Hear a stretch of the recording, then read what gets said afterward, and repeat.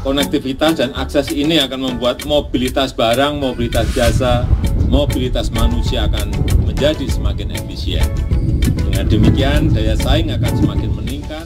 Mega proyek Indonesia, Jokowi bangun jembatan belah laut sebelum 2024, bakal jadi yang terpanjang di Indonesia. Pemerintahan Joko Widodo berencana membangun jembatan belah lautan sebelum tahun 2024. Bukan jembatan Selat Sunda seperti yang diinginkan oleh presiden pendahulunya, tapi jembatan itu akan dibangun pada bagian barat Indonesia, yakni jembatan Batam Bintan. Jembatan ini memiliki panjang 7 km, sehingga akan mengalahkan jembatan Suramadu yang membelah Selat Madura atau menghubungkan Pulau Jawa dengan Pulau Madura sepanjang 5,43 km. Rencananya jembatan ini akan dibangun bersama investor Singapura karena dibangun dengan skema kerjasama pemerintah dengan Badan Usaha atau KPBU. Kementerian PUPR melalui Direktorat Jenderal atau Ditjen Bina Marga sedang melakukan pengkajian teknis dan finansial pada proyek ini. Pemerintah nantinya juga akan memberi dukungan finansial agar proyek ini tetap visible. Direktur Pembangunan Jembatan Ditjen Bina Yuda Handita Panji Wiryawan dalam keterangan resminya mengatakan dalam evaluasi yang dilakukan oleh Ditjen Pembiayaan Infrastruktur, tidak bisa totalitas dibiayai oleh KPBU, tetapi harus ada porsi bantu oleh pemerintah. Porsi pemerintah sekitar 30%. Pada website pemerintah Provinsi Kepulauan Riau, dipastikan konstruksi jembatan Batam Bintan dimulai pada tahun 2022. Hal ini disampaikan Gubernur Provinsi Kepri H. Ansar Ahmad kepada Kepala Staf Kepresidenan Muldoko saat meninjau landing point jembatan Batam Bintan pada Jumat 28 Mei 2021 lalu. Pemprov Kepri juga sudah menyiapkan anggaran 50 miliar rupiah untuk pembebasan lahan sekitar proyek. Kepala Bidang Bina Marga Dinas PU Pemprov Kepri, Yodiantari mengatakan terdapat 24 hektar lahan masyarakat yang akan dibebaskan. Untuk diketahui, rencana ini juga masih dalam rencana pembangunan jangka menengah daerah atau RPJMD tahun 2021-2026. Dari pemerintah pusat juga memastikan bahwa proyek ini masuk dalam proyek strategis nasional. Jembatan Selat Sunda diungkit lagi Menteri era SBY. Melansir detik.com, waktu 2009 lalu, Gubernur Banten yang kala itu dijabat oleh Ratu Atut Qosiah sudah memiliki hasil prastudi kelayakan jembatan Selat Sunda. Dari hasil prastudi kelayakan diungkapkan, rencana pembangunan JSS rencananya dibangun mulai tahun 2009 hingga 2010. Pembiayaan dilakukan oleh pemerintah serta swasta. Pada waktu itu, Atut mengatakan panjang jembatan ini diperkirakan mencapai 29-30 km dengan biaya investasi mencapai 100 triliun rupiah. Namun, kata Atut, lahan yang dikembangkan kedua provinsi itu belum termasuk. Namun rencana pembangunan jembatan itu masih gelap meski pemerintah sudah menerbitkan Perpres nomor 86 tahun 2011 tentang pengembangan kawasan strategis dan infrastruktur Selat Sunda atau KSISS. Hanya saja rencana peletakan batu pertama juga tidak terlaksana yang sempat direncanakan pada tahun 2014. Menteri Perekonomian era Presiden Susilo Bambang Yudhoyono atau SBY Hatta Rajasa kembali menyinggung pentingnya pembangunan jembatan Selat Sunda atau JSS yang menghubungkan Pulau Jawa dan Sumatera.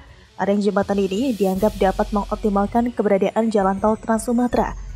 Hatta mengatakan potensi ini akan lebih optimal apabila jembatan Selat Sunda dibangun sehingga akan mendorong migrasi industri di Jawa yang padat menuju ke Sumatera. Migrasi ini akan berdampak munculnya kawasan pertumbuhan ekonomi baru. Dengan demikian, maka pihaknya dapat mengatasi ketimpangan spasial antar wilayah.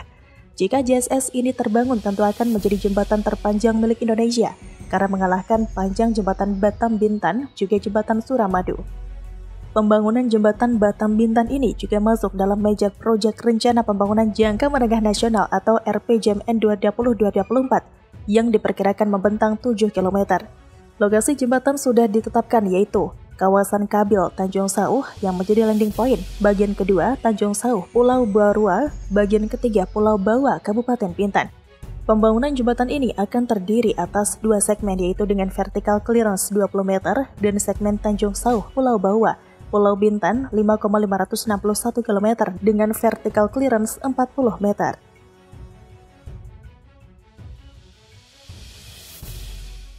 Tahun di Pasar Rumput.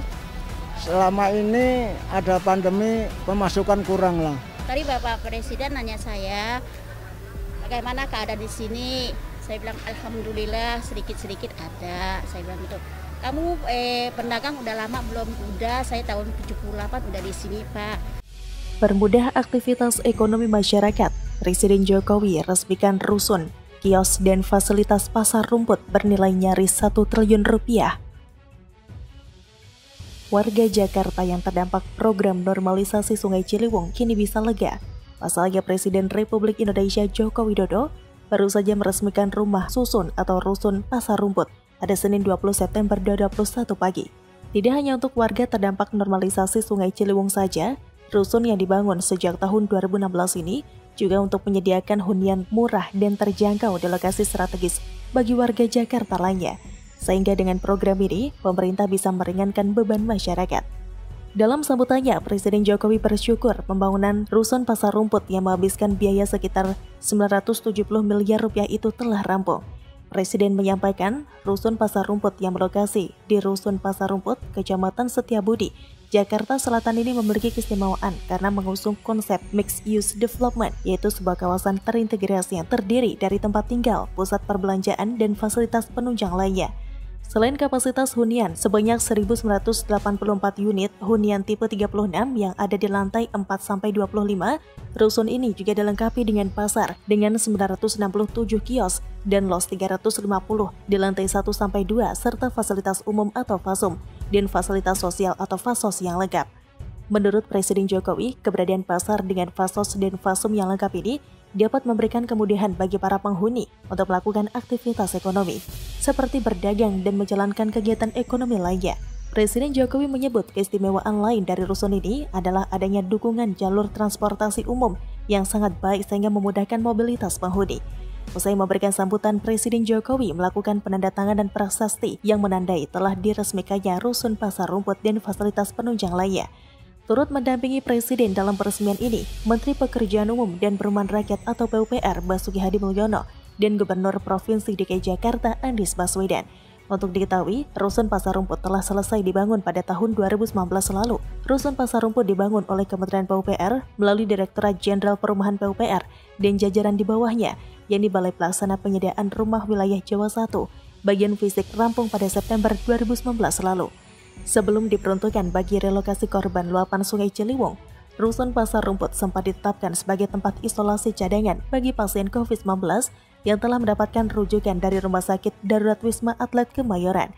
Sementara itu, pada 9 Februari 2020 lalu, dilansir dari propertyanbank.com, Kementerian Pekerjaan Umum dan Perumahan Rakyat atau PUPR, melalui Direktorat Jenderal Penyediaan Perumahan telah menyerahkan pengelolaan sementara Rusun Pasar Rumput ke pemerintah Provinsi DKI Jakarta. Sejumlah pedagang pun telah menempati kios-kios yang ada, namun untuk penghunian unit rusun nantinya akan dikelola oleh Pemprov DKI Jakarta.